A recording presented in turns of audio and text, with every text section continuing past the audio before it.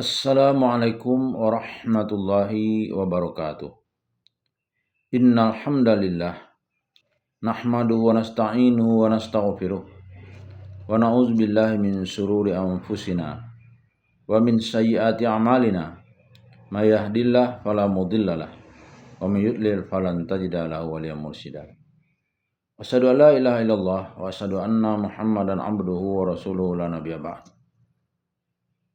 Allahumma shalli wa sallim ala hadzal nabiyil karim Muhammadin sallallahu alaihi wasallam la nabiyya ba'd. Bapak-bapak, ibu-ibu yang saya hormati serta generasi muda yang saya sayangi, baiklah kita akan melanjutkan membaca buku Pedoman Salat yang disusun oleh Profesor Dr. Tengku Muhammad Hasbi As-Siddiqi. Keutamaan salat berjamaah. Rasulullah sallallahu alaihi wasallam bersabda, barang siapa berwudu dan menyempurnakan wudunya kemudian pergi kepada salat fardu lalu mengerjakan salat itu berserta imam, diampunilah dosanya. Hadis riwayat Ibnu Khuzaimah dari Utsman At-Targhib 1226. Salat berjamaah lebih utama 27 derajat daripada salat sendirian. Hadis riwayat Malik dan Muslim dari Ibnu Umar At-Targhib 1224. Salat seseorang di dalam jamaah berganda pahala atas salat di rumahnya dan di pasarnya dengan 25 gandaan. Diperoleh apabila ia berwudu dan lalu ia membaguskan wudunya. Kemudian pergilah ia ke masjid. Tidak ada yang mengeluarkannya selain dari salat. Tiada ia melangkah sesuatu langkah, melainkan diangkatlah baginya suatu derajat dan dihapuskan satu kesalahannya. Maka apabila ia mengerjakan solat, senantiasalah para malaikat bersalawat atasnya selama ia masih tetap di atas musholanya. Allahumma arhamhu, dan senantiasalah ia di dalam solat selama ia menantikan solat. Hadis riwayat Al-Bukhari dan Muslim dari Abu Hurairah At-Targhib 1224. 4. Anjuran mengulangi solat dengan berjamaah. Apabila seseorang telah solat sendirian kemudian ia menemukan jamaah, hendaknya ia mengulangi solatnya bersama jamaah tersebut. Yazid bin Al-Aswad memberitakan bahwa setelah Rasulullah SAW mengerjakan solat subuh, beliau melihat dua orang laki-laki tiada solat bersertanya. Lalu beliau bersabda, apakah yang menghalangi kamu berdua mengerjakan solat berserta kami? Mereka menjawab, kami telah solat di tempat kami. Bersabda beliau lagi, apabila kamu telah solat di tempatmu, kemudian kamu datang ke masjid jamaah, maka solatlah kamu berserta jamaah. Solat itu menjadi sunnah bagimu, dan telah datang pula seorang laki-laki sesudah solat asar ke masjid. Maka beliau bersabda beliau, siapakah yang mau bersedekah kepada orang ini dan solat besertanya, maka solatlah bersamanya seorang laki-laki lain. Hadis riwayat Ahmad dan At-Tirmizi Subulus Salam 226. Keutamaan jamaah Isya, subuh dan asar. Rasulullah sallallahu alaihi wasallam bersabda, barang siapa solat Isya berjamaah, maka seolah ia telah berdiri separuh malam, dan barang siapa solat subuh berjamaah, maka seolah ia telah mengerjakan solat sepanjang malam.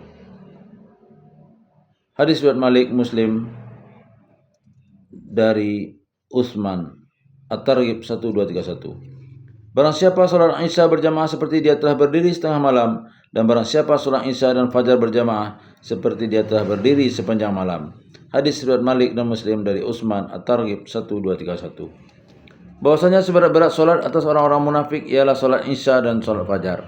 Sekiranya mereka mengetahui apa yang terkandung di dalamnya, tentulah mereka mendatanginya walaupun dengan merangkak. Hadis riwayat Al-Bukhari dan Muslim dari Abu Hurairah At-Targhib 1232. Barang siapa solat subuh berjamaah adalah ia telah dalam tanggungan Allah. Hadis riwayat Ibnu Majah dari Samurah bin Jundub At-Targhib 1234. Kami apabila tidak mendapati seseorang solat di solat Fajar dan Isya, maka kami telah menaruh sangka jahat kepadanya. Hadis riwayat Ibnu Umar At-Targhib 232. At-Targhib 1232. Salat mendapat keutamaan jamaah 27. Al-Aswad apabila tidak mendapat jamaah di suatu masjid, beliau pergi ke masjid lain. Anas radhiyallahu anhu pernah masuk ke suatu masjid karena kebetulan jamaah telah didirikan. Beliau pun terus azan, iqamah dan salat dengan beberapa orang dengan berjamaah.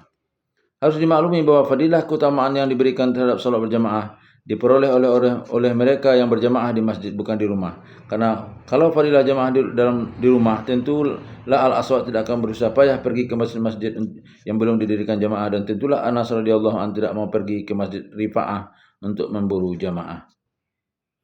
7. Kadar keutamaan masing-masing jamaah. Jamaah yang paling utama mendapat fadilah ialah jamaah Jumat. Sesudah itu jamaah subuh, mengingat sabda Rasulullah SAW, tak ada solatnya lebih utama daripada solat subuh hari Jumat di dalam berjamaah, dan saya memenang orang yang menghadirinya, orang yang telah diampuni dosanya. Kemudian jamaah umum subuh di sembarang hari sesudah itu jamaah Isya, karena mengingat sabda Rasulullah SAW, barang siapa solat Isya dengan berjamaah maka seolah-olah ia telah berdiri separuh malam, dan barang siapa solat subuh dengan berjamaah maka seolah-olah ia telah berdiri mengerjakan solat sepanjang malam. Hadis riwayat Malik dan Muslim, At-Targhib 1231. 27 faedah jamaah.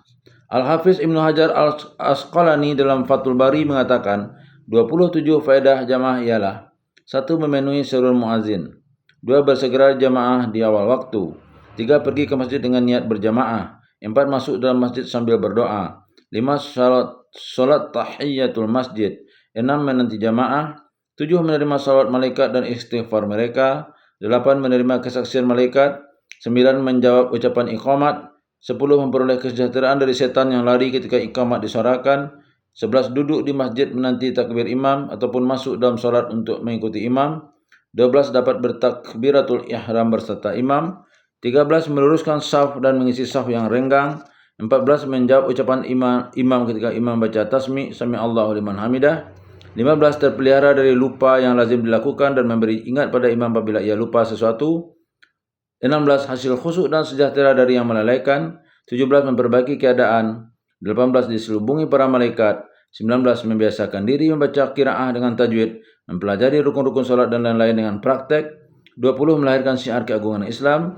21. Mematahkan tipu daya setan dengan jalan berkumpul untuk beribadah, bertolong-menolong untuk mengerjakan taat dan menghilangkan kemalasan. 22. Terhindar dari sifat nifak atau munafik dan dari sifat buruk sangka orang. 23. Menjawab salam imam. 24. Mengambil manfaat dengan jalan berkumpul untuk berdoa, berzikir dan memperoleh berkah orang-orang yang sempurna oleh orang-orang yang kurang sempurna. 25. Menghidupkan sendi-sendi ukhuwah, persaudaraan antara para tetangga, dapat saling melihat sesama kawan di waktu berkumpul untuk salat tersebut. Ini adalah 25 faedah. Di salat jahar dapat pula kita tambah 2 faedah lagi, yaitu 26. Mendengar bacaan qiraat atau imam, mendengar bacaan qiraat imam. 27. Bertakmin, mengaminkan bacaan imam. Mengaminkan bacaan imam. Billahi taufiq wal hidayah. Wassalamualaikum warahmatullahi wabarakatuh.